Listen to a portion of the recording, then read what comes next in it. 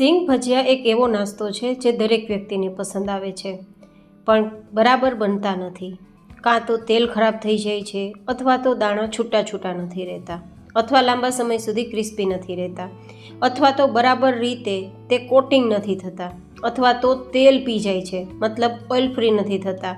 તો બધી જ ટિપ્સ સાથે ડિમ્પલ્સ ડિશીસમાં આજ આપણે સિંગ ભજીયાની રેસીપી શેર કરીશું, જેમાં તેલ પણ બિલકુલ ખરાબ નહીં થાય અને તમે અવાજ સાંભળ્યો તેટલા ક્રિસ્પી અને અંદરથી આ રીતે મસળતા ભૂક્કો થઈ જાય તેટલા ક્રિસ્પી, ફરસા ઉપર બરાબર કોટિંગ હોય તેવા, અંદરથી દાણો એકદમ ગોલ્ડન હોય તેવો, અને માત્ર 12 મિનિટની અંદર, એ પણ ઘરમાં રહેલા સામગ્રીઓની મદદથી. તો ચલો રેસીપી શરૂ કરીએ.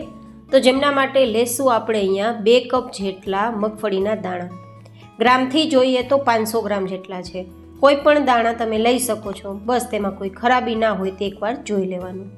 હવે ઘણા બધા એક ભૂલ કરે છે, દાણાને છે ને તે કાં તો બાફે છે અથવા તો લાંબા સમય સુધી પલાળે છે, પણ દાણાને પલાળવાની કે બાફવાની ભૂલ નથી કરવાની. તેનું શું રીઝન છે આગળ બતાવું. અત્યારે માત્ર આપણે થોડું પાણી મિક્સ કરી અને દાણાને આ રીતે સાફ કરી લેશું અને પછી પાણી કાઢી લેશું. તમે જુઓ બાજુમાં દાણો આરામથી મસળતા ભૂકો થઈ જાય છે અને એકદમ ક્રિસ્પી છે. જો આવો દાણો તમારે તૈયાર કરવો હોય તો દાણાને બાફવાની કે પલાળવાની ભૂલ નથી કરવાની. તો આપણે આ દાણાને આ રીતે માત્ર ને માત્ર પલાળવાના છે અને અંદર કચરો હોય તો કાઢવાનો છે. તો બસ આ રીતે 1 મિનિટ માટે કરશું તો કચરો પણ નીકળી જશે અને દાણા પલળી પણ જશે. તો ફટાફટ તેમાંથી પાણી કાઢી લેવાનું છે. તો આ પહેલું સ્ટેપ ધ્યાનમાં રાખશો તો દાણા મેં તમને બતાવ્યા પ્રમાણે ક્રિસ્પી જ થશે અને લાંબા સમય સુધી ક્રિસ્પી જ રહેશે. હવે મેન છે તેનું કોટિંગ તૈયાર કરવા માટેના લોટ. તો અહીંયા લોટ કેટલા લેવાના? તો મેં લીધો છે 1 કપમાં 2 ચમચી ઓછો હોય તેટલો ચણાનો લોટ, અને જે 2 ચમચી ઓછો લોટ રાખ્યો તો તેમાં આપણે મિક્સ કરીશું 2 ચમચી જેટલો અહીંયા આરારોટ. તમે તપકીરનો લોટ કે કોર્નફ્લોર લોટ લઈ શકો છો. સાથે ઉમેરીશું આપણે અહીંયા 4 ચમચી જેટલો ચોખાનો લોટ. જો કે અડધા કપ જેટલો મેં લીધો છે, પણ 2 ચમચી જેટલો આપણે બાકી રાખી દઈશું. તેનું શું કારણ છે હું તમને આગળ બતાવીશ. તો આ રીતે આપણે લોટનું મિશ્રણ રાખવાનું છે.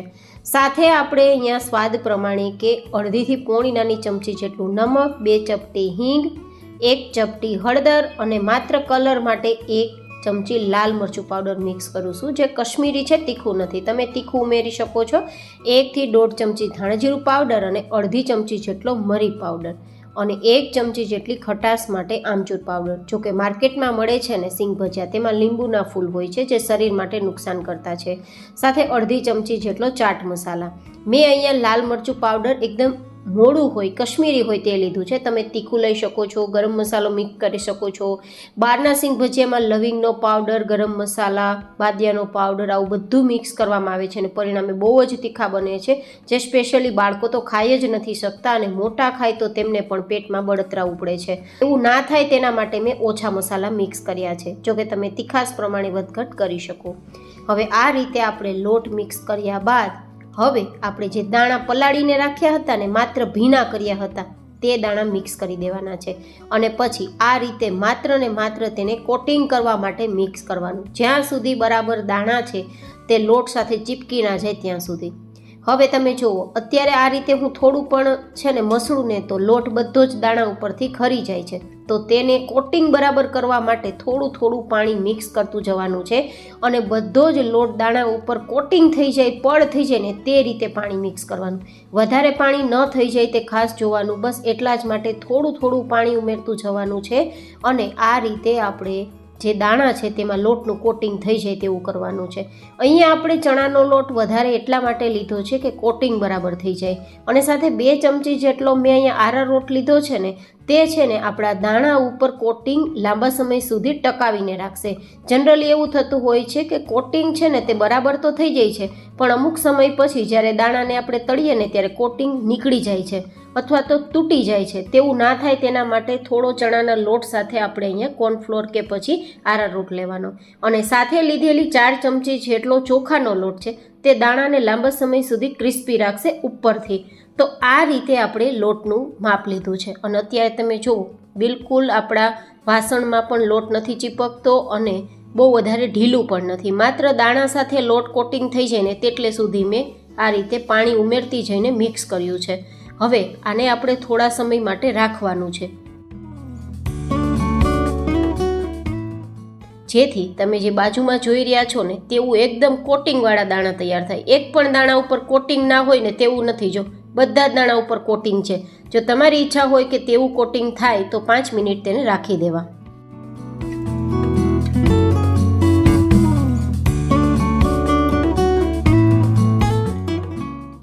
5 મિનિટ પછી આપણા દાણા બરાબર રીતે કોટ થઈ ગયા હશે લોટ સાથે, જેથી આપણે એને સમય આપ્યો હતો. તમે જુઓ દાણા તો કોટિંગ થઈ ગયા છે, પણ એકબીજા સાથે દાણા ચીપકી રહ્યા છે અને સાથે હાથમાં પણ લોટ ચીપકે છે. તો આપણે દાણાને છૂટા છૂટા કરવા માટે થોડો જે બાકી બચેલો લોટ છે ને 2 ચમચી જેટલો ચોખાનો લોટ આપણે બચાવીને રાખ્યો હતો તે મિક્સ કરી દેવાનો છે. બસ એટલા જ માટે બાકી રાખ્યો હતો કે આપણે લાસ્ટમાં તેને મિક્સ કરી શકીએ. અને લાસ્ટમાં એટલા માટે મિક્સ કરવાનો છે કે બધા જ દાણા છે ને તેને તળતી વખતે છૂટા છૂટા કરવાની કોઈ ઝંઝટ ના રહે. જો એકદમ ઇઝીલી છૂટા છૂટા તેલમાં જઈ રહ્યા છે, જે તમને બાજુમાં દેખાઈ રહ્યા છે. દેખાય છે ને?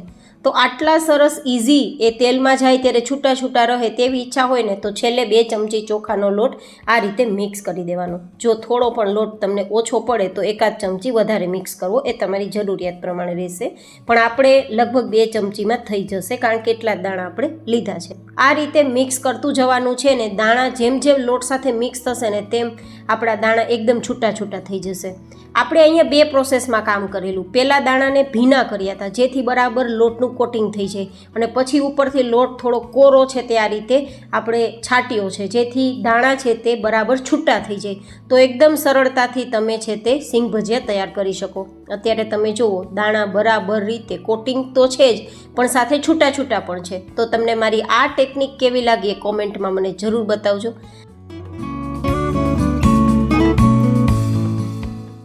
હવે આપણા દાણા છે ને તેની ઉપર થોડો પણ જો લોટ હશે ને તો લોટના કારણે આપણું તેલ છે ને તે ખરાબ થઈ જશે. તો હવે શું કરવાનું? જારાની મદદથી બધા જ દાણાને આ રીતે ચાળી લેવાના, જેથી દાણાની ઉપર થોડો પણ કોરો લોટ હશે ને તો તે નીચેની તરફ ચડાઈને જતો રહેશે. તો આપણા દાણા છે તે કોરા થઈ જવાના કારણે, વધારે ડસ્ટિંગવાળા ન હોવાના કારણે તેલ ખરાબ નહીં થાય. અત્યારે તમે જુઓ બિલકુલ ઉપર કોઈ પણ પ્રકારનો વધારાનો એક્સ્ટ્રા લોટ નથી. જો વધારાનો લોટ હશે ને તે જ તેલને ખરાબ કરશે. તો અત્યારે તમે જુઓ ચાળી લેવાથી બરાબર રીતે દાણા આપણા કોરા થઈ ગયા છે. લોટ બિલકુલ અત્યારે દાણા ઉપર નથી. તો આ રીતે ચાળી લેવાથી આપણું તેલ બિલકુલ સિંગ ભજીયા તળાઈ ગયા પછી આટલું જ ક્લીન રહેશે, બિલકુલ ખરાબ નહીં થાય. જનરલી સિંગ ભજીયા તળતી વખતે તેલ ખરાબ થઈ જતું હોય છે. જો આ પ્રશ્ન હોય ને તો તમે આ રીતે ચાળજો. અને હવે આ બચેલો જે લોટ છે ને તેને ભરેલા શાકમાં વાપરી શકાય છે, તો સ્ટોર કરીને રાખી દેજો. હવે તળવા માટેની ખાસ ટિપ્સ: તેલનું ટેમ્પરેચર ઠંડુ હશે તો સિંગ ભજીયા તેલ પી જશે. બહુ ગરમ હશે તો ઉપરથી લાલ થઈ જશે, અંદરથી કાચા રહેશે. તો શું કરવાનું? 1 દાણો આપણે ઉમેરવાનો. ધીમે ધીમે ઉપર આવે તો સમજવાનું તેલનું ટેમ્પરેચર પરફેક્ટ છે.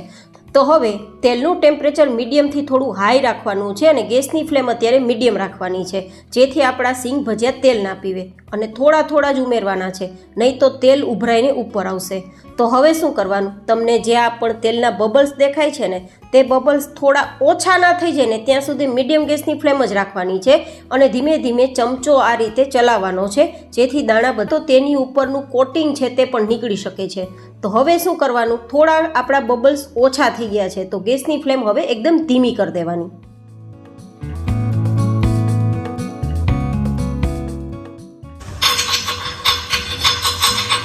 ધીમા ગેસની ફ્લેમ પર આટલા ક્રિસ્પી તમે અવાજ સાંભળ્યો ને તેટલા, અને એકદમ અંદરથી ગોલ્ડન કલર થાય ને તેટલા આપણા દાણા છે તે ફ્રાય થશે. બસ એટલા જ માટે હવે આપણે ગેસની ફ્લેમ ધીમી રાખીને આ બધા જ તેલના બબલ્સ એકદમ બેસી જાય અને કલર થોડો ગોલ્ડન આવી જાય ને ત્યાં સુધી ફ્રાય કરવાના છે. તો એકદમ પરફેક્ટ તમારા સિંગ ભજીયા તૈયાર થશે. જો અવાજ તમે સાંભળ્યો ને કેટલા ક્રિસ્પી છે. તો આટલા ક્રિસ્પી અવાજવાળા આપણા સિંગ ભજીયા તૈયાર થાય ત્યાં સુધી ફ્રાય કરવાના છે, થોડો ગોલ્ડન કલર આવે ત્યાં સુધી.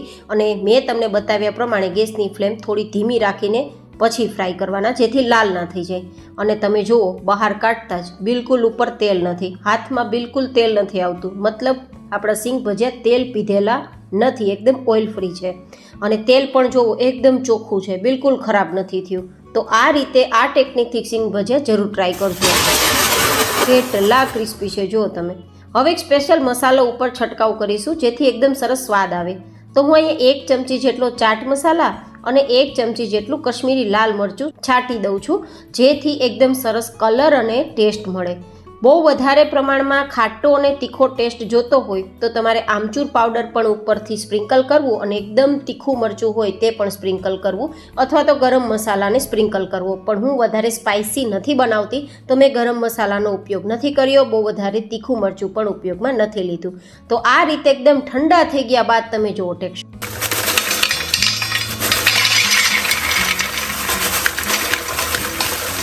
જેને એકદમ ક્રિસ્પી અને એકદમ છૂટો છૂટો દાણો સાથે મસળતા ભૂકો થઈ જાય છે અને અંદરથી દાણો એકદમ ગોલ્ડન છે, મતલબ કે અંદર સુધી આપણા સિંગ ભજીયા પાકી ગયા છે, કાચા નથી. ફરી મળીશું એક નવી જ હેલ્ધી રેસીપી સાથે. ત્યાં સુધી stay healthy and stay happy.